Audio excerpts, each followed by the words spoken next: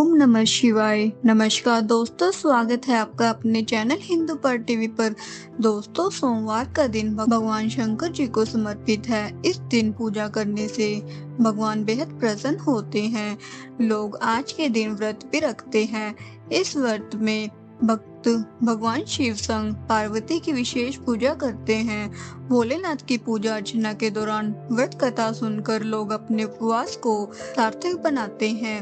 आइए जानते हैं व्रत कथा के बारे में। वीडियो को शुरू करने से पहले वीडियो को लाइक करें और चैनल को सब्सक्राइब करें। सोमवार व्रत की पूजा विधि। नारद पुराण में सोमवार व्रत का उल्लेख मिलता है। इस दिन सुबह उठकर स्नान करें, फिर शिवजी जी पर जल चढ़ाने के बाद उन्हें बेलपत्र अर्पित करें। साथ ही भोलेनाथ संग माता गौरी की विधिवत पूजन करें।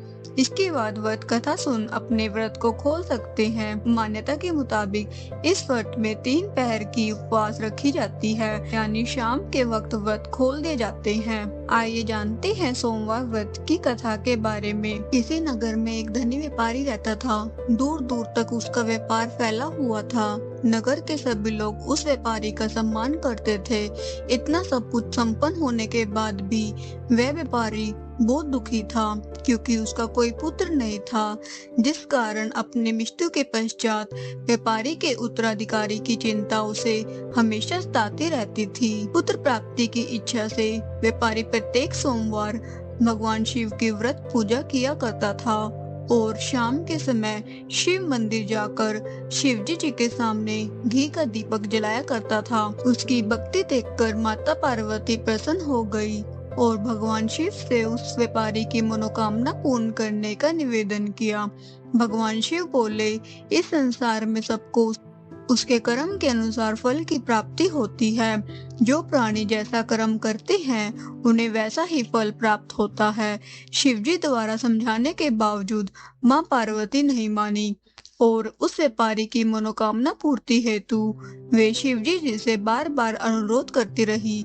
अंततः माता के आग्रह को देखकर भगवान भोलेनाथ को उस व्यापारी को पुत्र प्राप्ति का वरदान देना पड़ा। वरदान देने के पश्चात भोलेनाथ मां पार्वती से बोले, आपके आग्रह पर मैंने पुत्र प्राप्ति का वरदान दे तो दिया, परंतु इसका यह पुत्र 16 वर्ष से अधिक समय तक जीवित नहीं रहेगा। उसी रात भगवान शिव उस व्यापारी के सपन में आए और उसे पुत्र प्राप्ति का वरदान दिया और उसके पुत्र के 16 वर्ष तक जीवित रहने की भी बात बताई। भगवान के वरदान से व्यापारी को खुशी तो हुई, लेकिन पुत्र की अल्पायु की चिंता ने उस खुशी को नष्ट कर दिया। व्यापारी पहले की तरह सोमवार के दिन भगवान शिव का विधिवत व्रत करता रहा। कुछ महीनों के बाद उसके घर में एक अति सुंदर बालक ने जन्म लिया और घर में खुशियां ही खुशियां भर गई। बहुत धूमधाम से पुत्र जन्म का समारोह मनाया गया, परंतु व्यापारी को पुत्र जन्म की अधिक खुशी नहीं हुई, क्योंकि उसे पुत्र की अल्पायु के रहस्य का पता था। जब पुत्र 12 वर्ष का हुआ तो व्यापारी ने उसे उसके मामा के साथ पढ़ने के लिए वाराणसी भेज दिया। लड़का अपने मामा के साथ शिक्षा प्राप्ति हेतु चल दिया। रास्ते में जहाँ भी मामा भांजा विश्राम हेतु रुकते, वही यज्ञ करते और ब्राह्मणों को भोजन कराते। लंबी यात्रा के बाद मामा भांजे एक नगर में पहुंचे। उस दिन नगर के राजा की कन्या का विवाह था, जिस कारण पूरे नगर को सजाया गया था।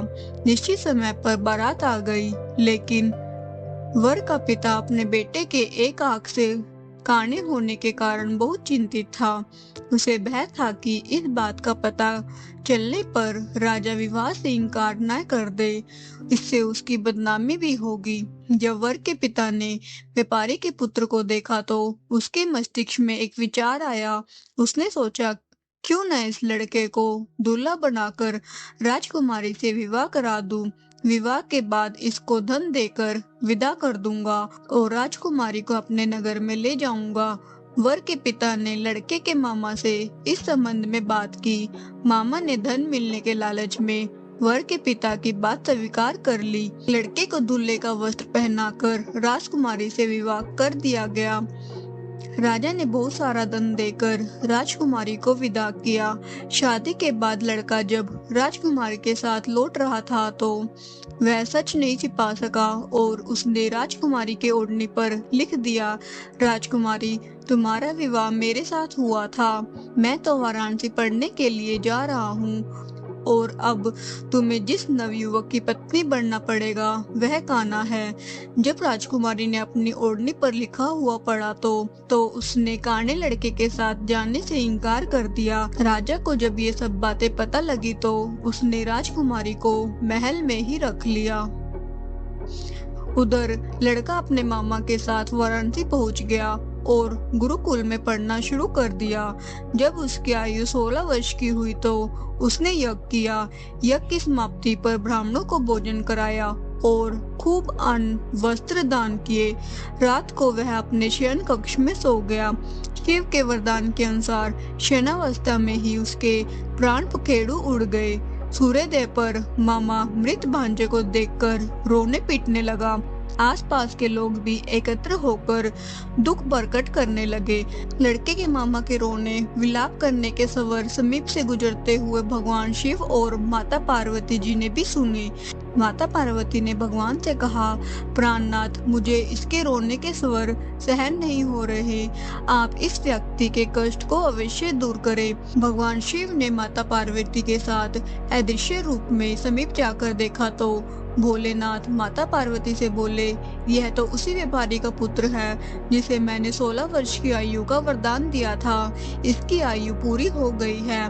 माँ पार्वती ने फिर भगवान शिव से निवेदन कर उस बालक को जीवन देने का आग्रह किया। माता पार्वती के आग्रह पर भगवान शिव ने उस लड़के को जीवित होने का वरदान दिया और कुछ ही पल में वह जीवित होकर उठ बैठा।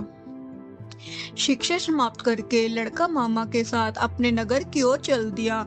दोनों चलते हुए उसी नगर में पहुंचे जहां उसका विवाह हुआ था।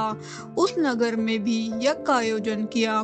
समीप से गुजरते हुए नगर के राजा ने यज्ञ का आयोजन देखा और उसने तुरंत ही लड़के और उसके मामा को पहचान लिया। यज्ञ के समाप्त होने पर राजा मामा और लड़के को महल में ले गया और कुछ दिन उन्हें महल में रखकर बहुत सा धन, वस्त्र आदि देकर राजकुमारी के साथ विदा कर दिया। इधर भूखे प्यासे रहकर व्यापारी और उसकी पत्नी बेटे की प्रतीक्षा कर रहे थे। उन्होंने प्रतिज्ञा कर रखी थी कि यदि उन्हें अपने बेटे की मृत्यु का समाचार मिला तो दोनों अपने प्राण त्याग देंगे। परंतु जैसे ही उसने बेटे के जीवित वापस लौटने का समाचार सुना तो वह बहुत प्रसन्न हुआ। वह अपनी पत्नी और मित्रों के साथ नगर के द्वार पर पहुंचा। अपने बेटे के विवाह का समाचार सुनकर पुत्र वधू राजकुमारी को देखकर उसकी खुशी का ठिकाना ना रहा। उसी रात भगवान शिव ने व्यापारी के सौपन में आकर कहा, हे श्रेष्ठी, मैंने तेरे सोमवार के व्रत करने और व्रत कथा सुनने से प्रसन्न होकर तेरे पुत्र को लंबी आयु प्रदान की है। पुत्र की लंबी आयु जानकर व्यापारी बहुत प्रसन्न हुआ। शिव भक्त होने तथा सोमवार का व्रत करने से व्यापारी की सभी मनोकामनाएं पूर्ण हुई। इसी प्रकार जो भक्त सोमवार का विधिवत व्रत करते हैं और व्रत कथा सुनते हैं उनकी सभी इच्छाएं पूरी होती है। जय बोलो भोलेनाथ की जय। जय शिवकार जय शिवकार विष्णु सदा शिव अर्धांगिदारं जय शिवकार एकानन चतुरानन पंचानन राजे भोले पंचानन राजे हंसानन गरुड़ासन विश्वाहन साजे। ओम जय शिव ओंकार। दो भुज चार चतुर्भुज 10 भुज अति सोहे भोले 10 भुज अति सोहे।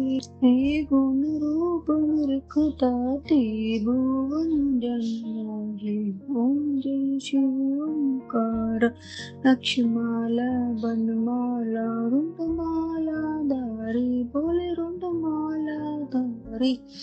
चंदन मृगमत सोहे माली शशिधर। ओम जय शिव ओंकार श्वेतांबर पीतांबर मागंबर अंगे संकादिक गौणादिक भूतादिक संगे ओम जय शिव ओंकार कर के मध्य कमंडलू कर त्रिशूल धरता बोल चक्कर त्रिशूल धरता जग जग करता जग भरता जग संहार करता ओम जय शिव ओंकार ब्रह्मा विष्णु सदा शिव जानत अविवेका बोले जानत अविवेका पर्णाक्षर मध्य तीनों एका ओम जय शिव ओंकार त्रिगुण शिव जी की आरती जो कोई नर गावे बोले जो कोई नर गावे कहते शिवानंद स्वामी मनवांचित फल पावे ओम जय शिव